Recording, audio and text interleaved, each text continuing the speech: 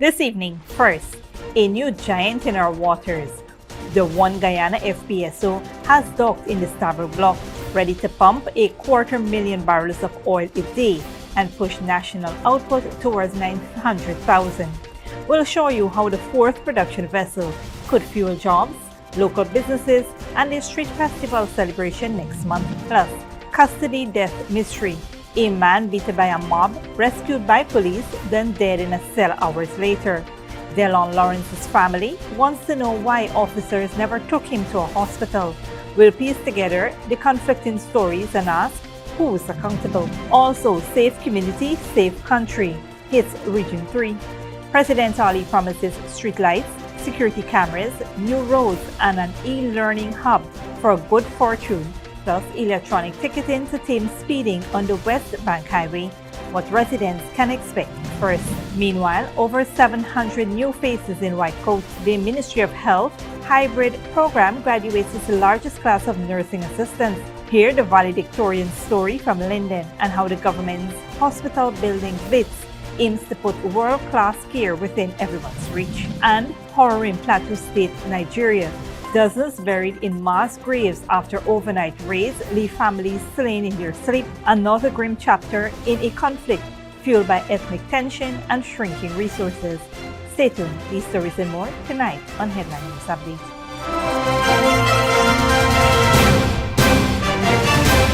Welcome to this broadcast of Channel 2's Headline News Update for April 16, 2025.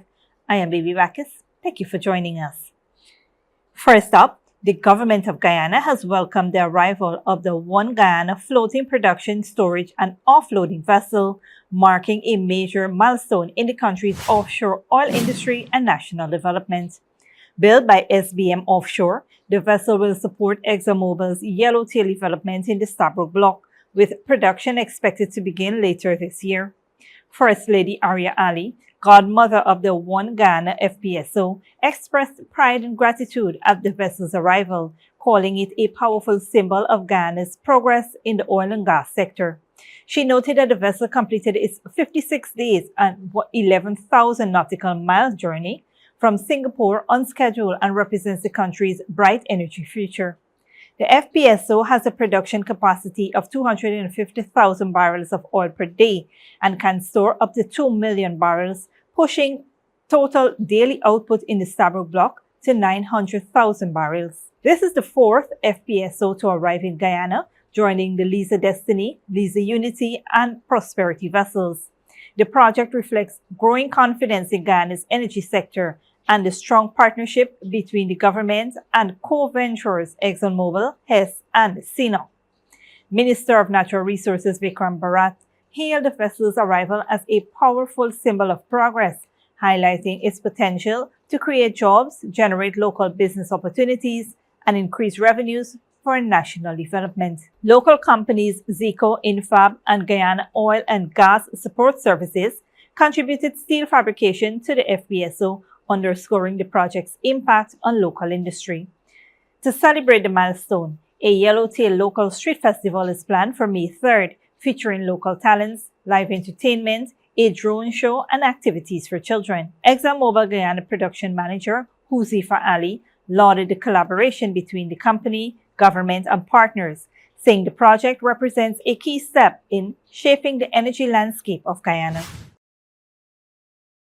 On a different note, the man who died in police custody after a brutal beating has been identified as 37-year-old Delon Lawrence of the Kendrian housing scheme West Coast Demerara.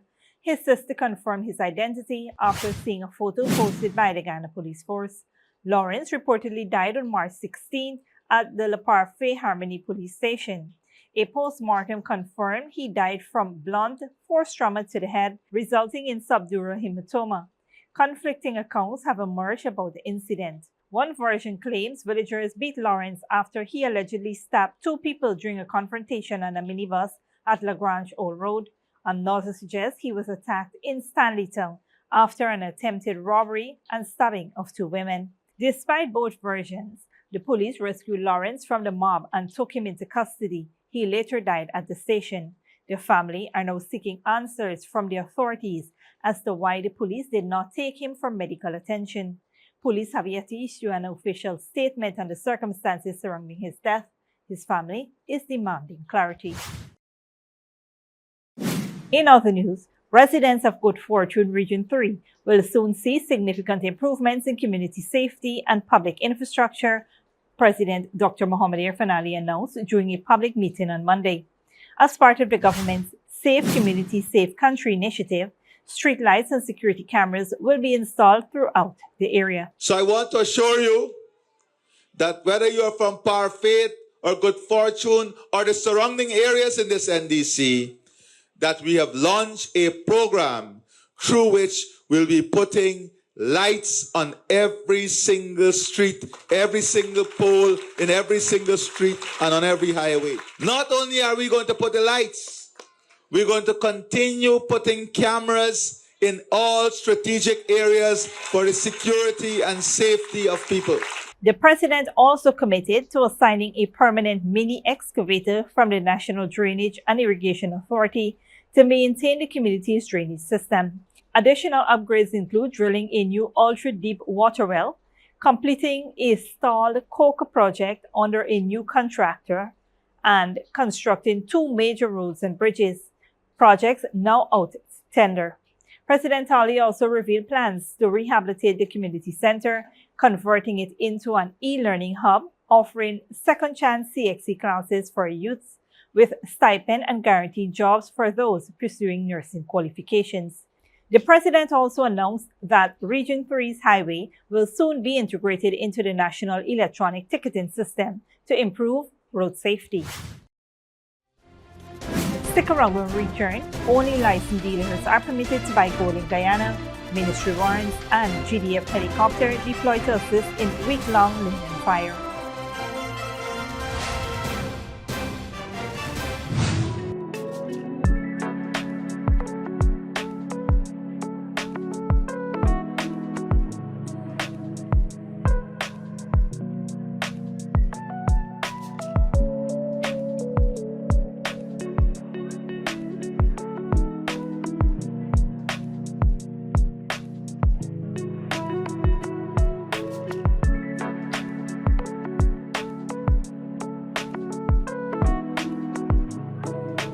GCOM is currently conducting a national registration exercise. If you have moved to a new address since you were registered, you are required to update your address by applying for a transfer to ensure your registration details are accurate. Visit the GCOM registration office responsible for your area of residence to apply for a transfer. You can apply to have your address updated during this national registration exercise. You can visit the GCOM registration offices Monday to Thursday from 8 to 12 hours and 13 to 16 hours 30, and Friday from 8 to 12 hours and 13 to 15 hours 30. The offices will be closed on weekends and holidays. This registration exercise will end on May 30, 2025. For more information, contact the GCOM on 225-0277-9 or visit www.gcom.org.gy. Sneakily with a gift of sight from Modern Optical Services.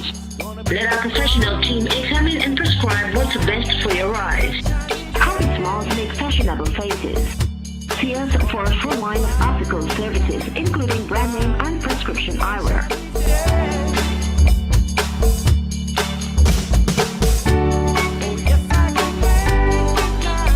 Modern Optical Services.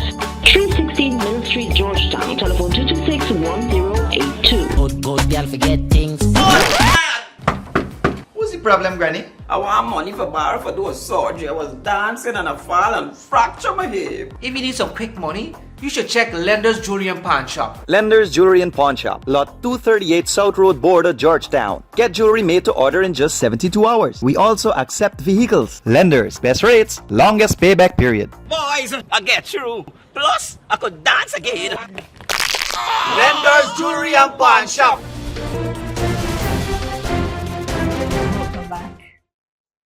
The Ministry of Natural Resources, along with the Ghana Geology and Mines Commission and the Ghana Gold Board, has issued a firm reminder to the public that only individuals or entities with valid gold dealer or trader license are legally permitted to purchase gold in Guyana. According to the ministry, The Ghana Geology and Mines Commission and the Ghana Gold Board must officially issue a license. Merely applying for a new license or renewing an existing one does not grant legal authority to engage in gold trading. All applicants must wait until their license is formally approved and issued before conducting any transactions. The ministry has warned that anyone found purchasing gold without a valid license will face prosecution under Ghana's law. The ministry, reaffirming its stance, emphasized its commitment to upholding the legal framework governing the mining and trading of mineral resources. It pledged to continue enforcing transparency and accountability in that sector.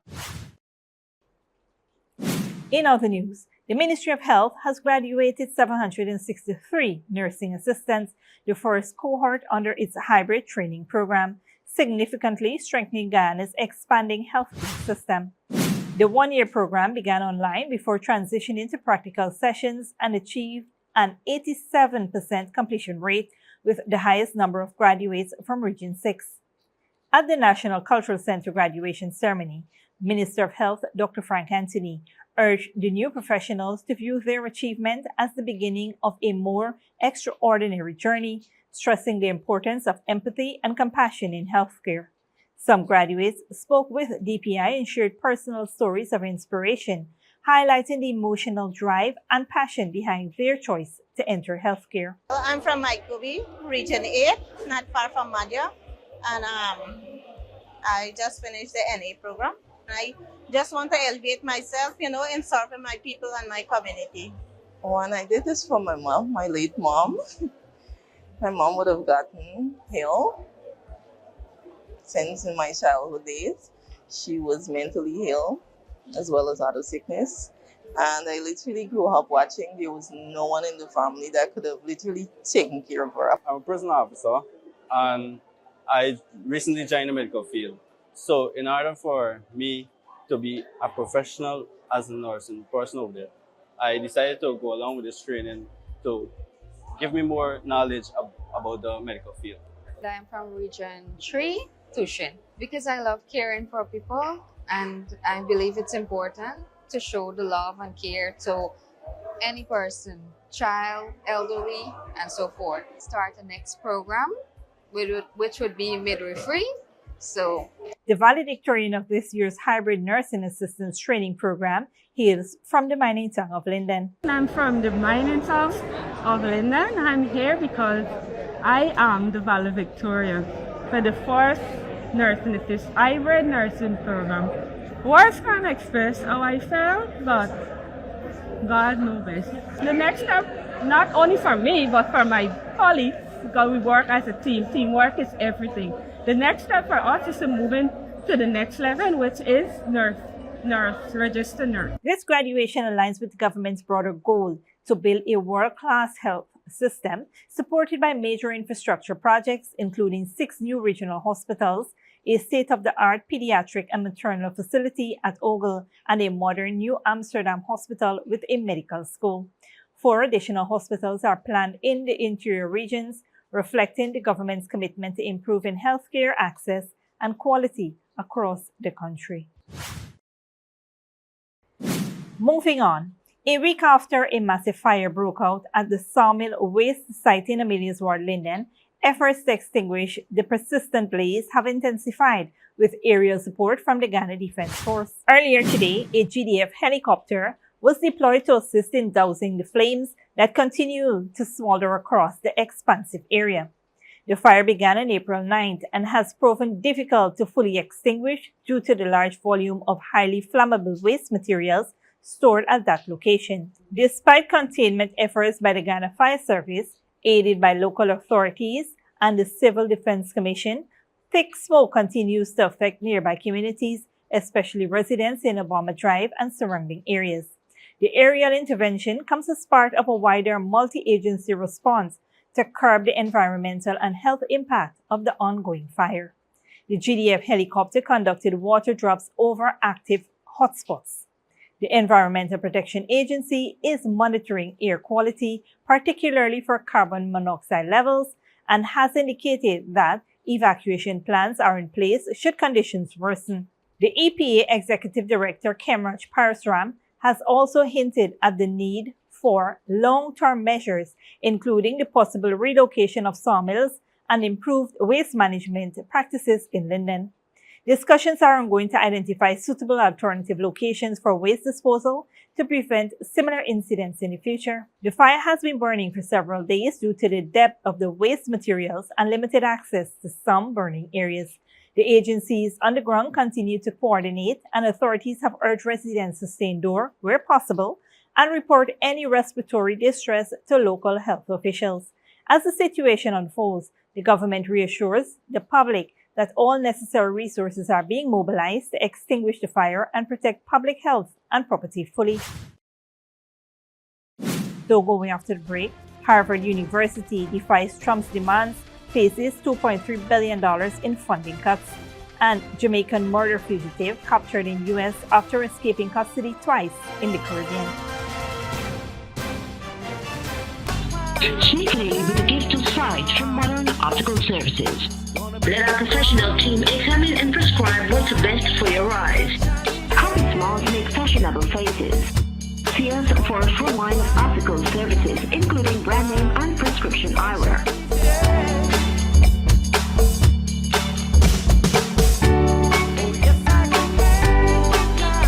Modern Optical Services, 316 Mill Street, Georgetown. Telephone 226-1082. Good girl forget things. What's the problem, Granny? I want money for borrow for those surgery. I was dancing and I fall and fracture my hip. If you need some quick money, you should check Lender's Jewelry and Pawn Shop. Lender's Jewelry and Pawn Shop, Lot 238 South Road Border, Georgetown. Get jewelry made to order in just 72 hours. We also accept vehicles. Lenders, best rates, longest payback period. Boys, I get through. Plus, I could dance again. Lender's Jewelry and Pawn Shop.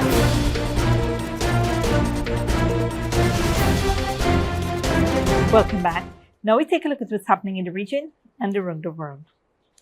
U.S. authorities have captured Orville Andrew Purnell, a 32-year-old Jamaican fugitive wanted for a 2020 murder in St. Lucia.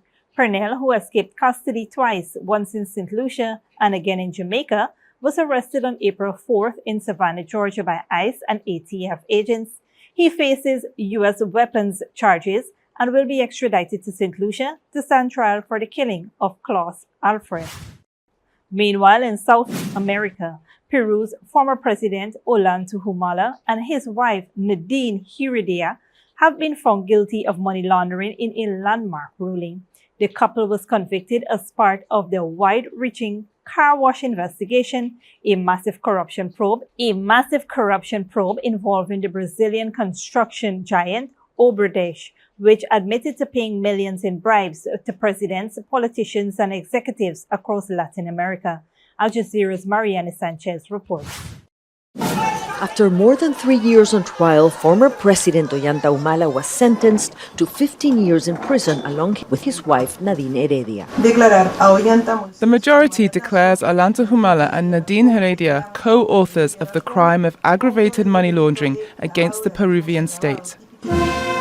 They were accused of receiving $3 million from Brazilian construction giant Odebrecht and more than $270,000 from former Venezuelan President Hugo Chavez. Illegal contributions, the court said, to bankroll Humala's presidential campaigns in 2006 and 2011. Lawyer Wilfredo Pedraza said the court's decision to imprison them immediately is excessive.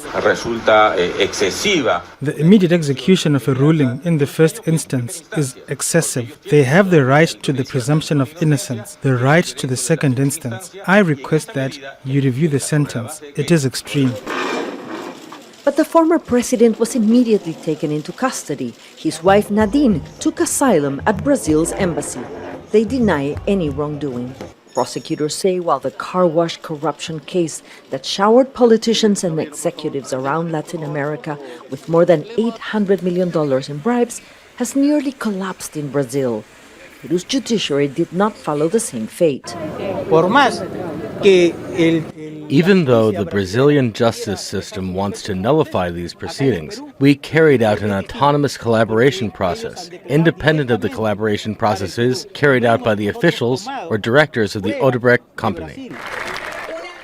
Ollanta Humala, a 62-year-old former army officer, is the third former president convicted for corruption charges. Last year, Alejandro Toledo was sentenced to 20 years in prison. Alberto Fujimori spent 15 years in jail. The sentence marks a precedent for other defendants in the so-called car wash investigation, among them former President Pedro Pablo Kuczynski and Peru's most powerful politician, Keiko Fujimori, the daughter of the late president. The verdict on Tuesday was not unanimous, opening a window for Humala's appeal at the Supreme Court. For now, he's in custody, while authorities decide if he will join former leaders Alejandro Toledo and Pedro Castillo at Peru's special jail for its presidents. Mariana Sanchez, Al Jazeera, Lima. U.S. President Donald Trump is threatening Harvard University with losing its tax-exempt status. It comes the day after the White House froze more than $2 billion in federal funding. Harvard's leaders had rejected Trump's list of demands, including changes to hiring, admissions, and battling what Trump administration calls anti-Semitism on campus. Al Jazeera's Patty Kahan reports. Harvard University, arguably the most prestigious, powerful, and wealthy college in America. It was also the place of these protests last year against the genocide in Gaza. Allowing this to happen, the Trump administration says, proves anti-Semitism is allowed on campus. And now it is making a long list of demands because of it, telling Harvard it has to take steps that would give the government unprecedented powers over Harvard. The university refused. The Trump administration then froze over $2 billion in federal grants out of the $9 billion Harvard receives. I think the president is also begging a good question. More than $2 billion out the door to Harvard when they have a more than $50 billion endowment. Why are the American taxpayers subsidizing a university that has billions of dollars in the bank already? Much of that money actually pays for research into medicine, science, engineering, and other fields. Still, the Trump administration believes these protests are enough reason to demand concessions, now increasing the pressure. President Donald Trump posting on social media that perhaps Harvard should lose its tax-exempt status, accusing it of pushing, quote, terrorist-inspired sickness.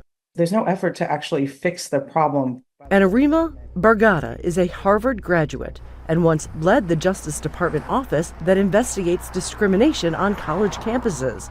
She says there is a process for such investigations that the government is not abiding by.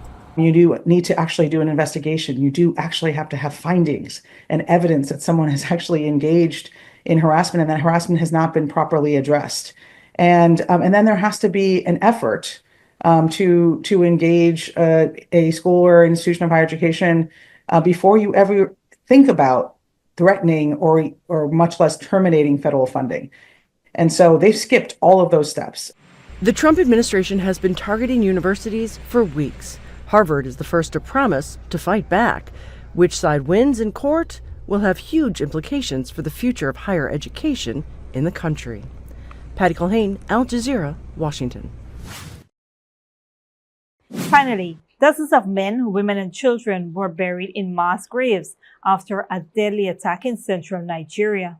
Locals say many were killed in their sleep, adding to recent casualties in Plateau State. The violence stemmed from ethnic and religious tensions, resource scarcity, and climate change. Al Jazeera's Ahmad Idris reports.